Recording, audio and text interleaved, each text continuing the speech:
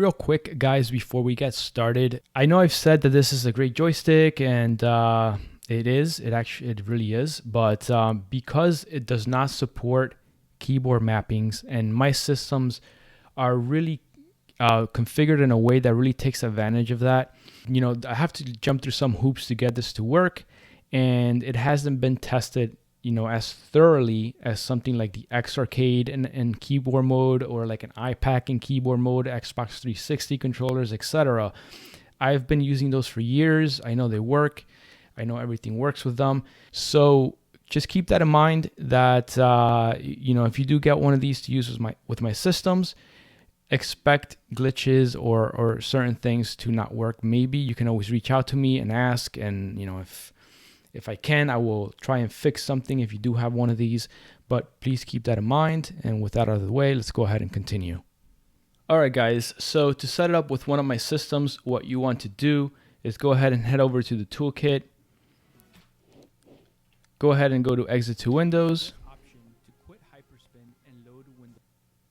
And you want to head over to the utilities folder right here. Go over to Atari Fight Stick. And right here I have some instructions, which is basically what we're going to go over in this video. I'm just going to open that up for reference. And, you know, the first thing you want to do obviously is plug in the controller. Then you can come over here and double click on this USB controllers shortcut. I put them all in here so you have everything that you need accessible from here. This is also available right here. But you want to double click on that. And you can see that it shows up as this device here, TS-UAIB V1 gamepad. All right, so if you look at the instructions, it tells you to plug it in. It tells you to open up the USB game controller settings, which is this. And you want to keep this open, all right? Then you want to open up XPadder. And if you don't get this, if you don't get a screen that looks like this with squares and assignments like this, you want to go over here to the little Xbox or controller icon, go to open. And then in here, look for the same device that you see over here. So TS blah, blah, blah. It's right here on the bottom. Click open. And at that point, it should look like this or similar. You know, it doesn't have to be exactly like this. So you can go ahead and close this out. And I'm just following the instructions that I wrote here. And then what you want to do is open X output. Again, shortcut is right here. So open that up. And you want to go over here. It says Atari Fight Stick, click stop. First thing you want to do, and you will probably most likely have to do this, is go to edit. Mine is populated like this. Yours probably will not be populated. So you want to map everything. Super easy to do. I'm going to go through it with you right now. So if we think of this as an Xbox controller, these four are going to be your face buttons, and then these two are going to be your bumpers. These two are going to be your triggers. So what you want to do, again, yours is going to be blank. You would go next to each input, for example, D-pad up, and click configure. It shows you exactly what to do right there. D-pad up, so you press up, and then click save.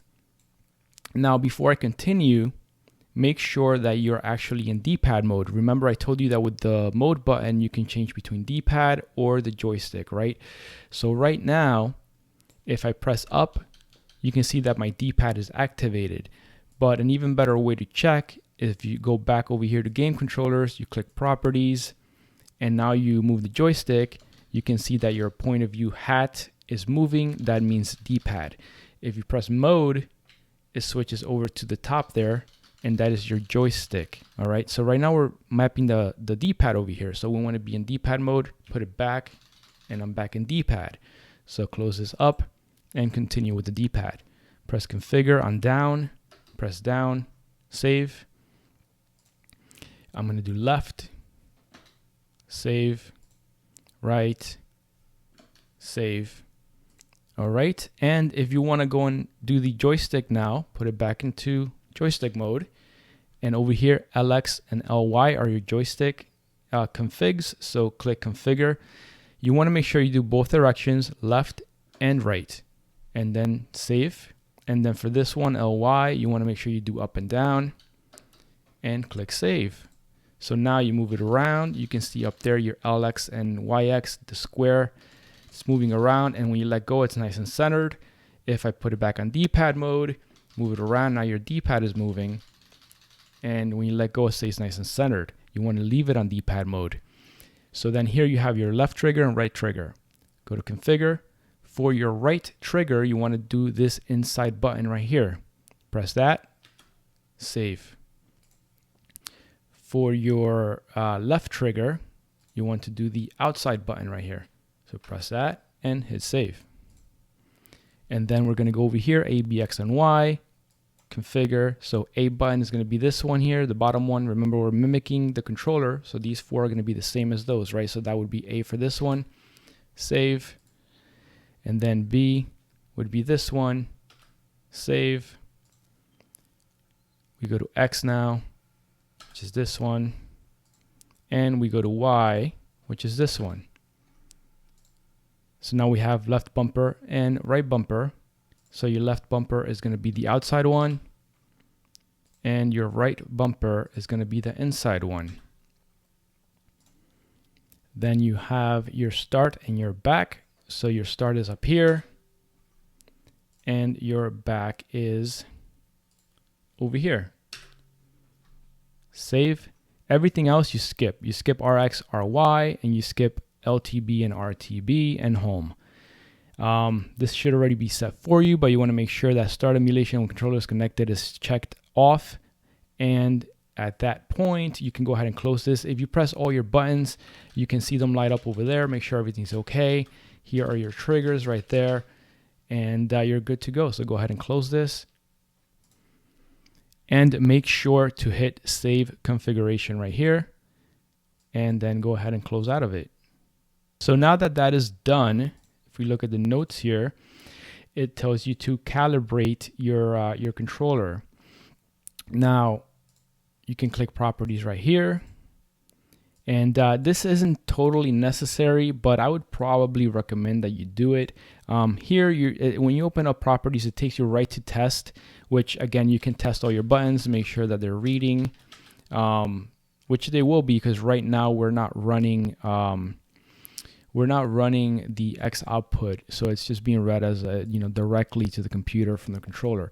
So if you did want to calibrate, you do want to have the X output program running. So you would open that up again. If you want to double check, you can stop it, edit, and make sure that your mappings are all there. Then start it again.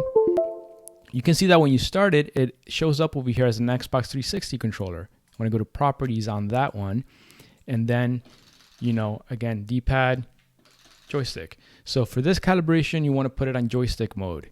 You go over to settings, you go to calibrate, you go to next. It tells you to press a button. It tells you to move the D-pad, which is calling it a D-pad, but it's really your joystick, all around. And then when you let go, it should be nice and center like that. Then it says to press a button and leave the D-pad center, press a button again. And now for Z-axis, it's going to be these two down here, your triggers, and you can press next, and then you can skip X rotation and Y rotation and click finish. Click apply, okay, and that's it. You can close out of X output. And the last thing you have to do is go ahead and run the Atari Fight Stick setup, use Fight Stick. Simply double click it, click OK. Setup complete, enjoy, click OK, and you're all done. All right, guys, and I forgot to show you how to map the trackball and the spinner in MAME. I already have a video on this on my channel, but I will show you anyway. So with my systems, I keep the config files locked down, and believe me, you want to do that to avoid any sort of problems with controllers becoming unmapped.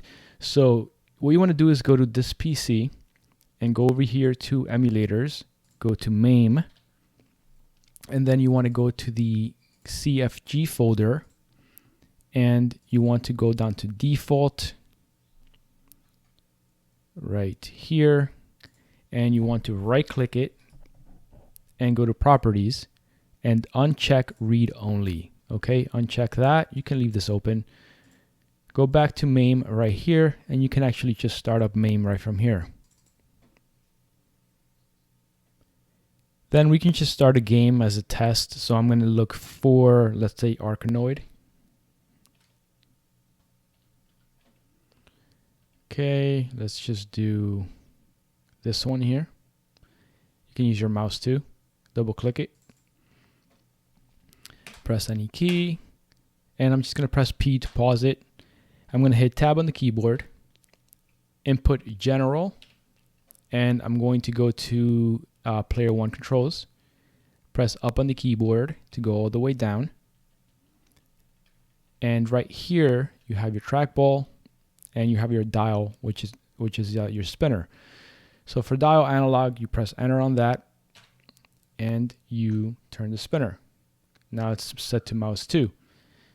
Then you go to track X analog, press enter, move the trackball to side. It should say mouse a number with X. Then go down to trackball Y analog, press enter, move it up and down. It should say mouse a number and Y. So that's it. Now both of these are mapped. You have your dial up there, and you have your track X analog, track Y analog. All right. So what you want to do now is press escape, escape again, escape again, escape again, escape again, and then go right here and make this read only again. Very important. Click apply and click OK. Now you can also do that per game. So when we were in there and you went to input general, you can do input this machine. That would only apply the settings to each particular game. If you were to do it that way from Hyperspin, you don't have to come over here and set default to read only. It would save the configuration per game, not the general configuration of the entire game. So that way you don't have to do the default and check on uncheck read only. But doing it this way, it does it for every game.